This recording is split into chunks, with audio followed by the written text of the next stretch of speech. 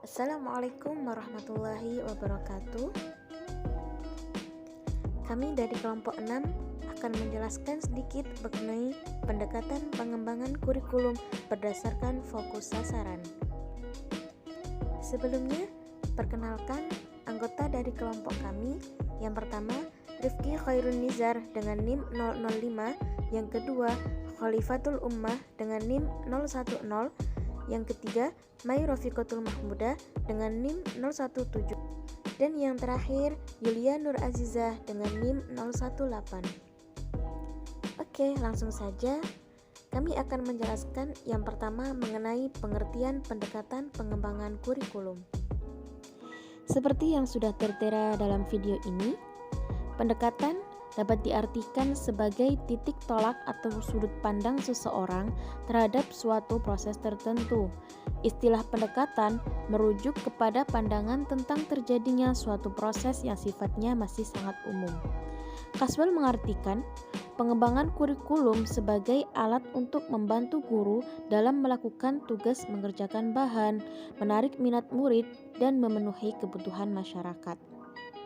Jadi, pendekatan pengembangan kurikulum adalah cara kerja dengan menerapkan strategi dan metode yang tepat dengan mengikuti langkah-langkah pengembangan yang sistematis untuk menghasilkan kurikulum yang lebih baik. Selanjutnya, mengenai macam-macam pendekatan pengembangan kurikulum berdasarkan fokus sasaran. Seperti yang sudah kita lihat, menurut Chaudhry, pendekatan pengembangan kurikulum berdasarkan fokus sasaran terbagi menjadi 5. Yang pertama, yakni pendekatan penguasaan ilmu pengetahuan. Pendekatan ini merupakan pendekatan pengembangan kurikulum yang menekankan pada penguasaan peserta didik terhadap isi atau materi pelajaran. Isi kurikulum pada dasarnya lebih difokuskan pada penguasaan aspek kognitif yang diambil dari bidang-bidang ilmu pengetahuan. Selanjutnya ada pendekatan kompetensi. Pendekatan ini merupakan pendekatan pengembangan kurikulum yang lebih menekankan pada penguasaan sejumlah kemampuan atau kompetensi-kompetensi. Pada umumnya, pendekatan pengembangan kurikulum ini dikembangkan oleh sekolah-sekolah kejuruan dan perguruan tinggi yang memfokuskan lulusannya memiliki kemampuan profesional atau keahlian tertentu. Selanjutnya ada pendekatan pembentukan pribadi, yang mana pendekatan ini lebih menekankan pada upaya-upaya pengembangan atau pembentukan aspek-aspek kepribadian secara utuh.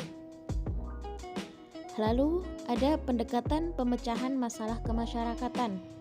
Pendekatan pengembangan kurikulum ini pada dasarnya lebih mengarahkan pada upaya-upaya agar peserta didik kelak mampu menjadi anggota masyarakat yang lebih baik.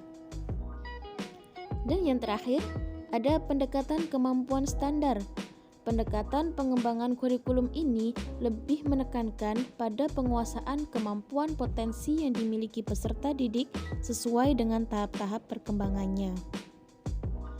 Thank you very much for your attention. Wassalamualaikum warahmatullahi wabarakatuh.